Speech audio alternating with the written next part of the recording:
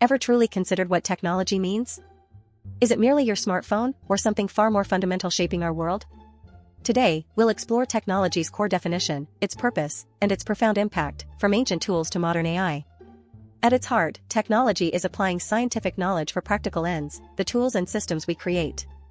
From a simple flint axe to today's complex satellite networks, it extends human capabilities, solving problems through ingenuity. Its primary purpose is to simplify tasks, make them efficient, or enable the impossible. Technology allows us to build, communicate globally, cure diseases, and explore space. Without it, we couldn't harness fire, cultivate crops, or even watch this video. Technology constantly evolves, fueled by human ingenuity.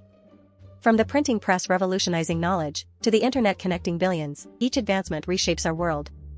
It's a continuous cycle of innovation, always pushing boundaries. Ultimately, technology isn't just gadgets. It's the sum of human innovation, our tools and knowledge, applied to improve existence, the very fabric of progress. What's your favorite technology?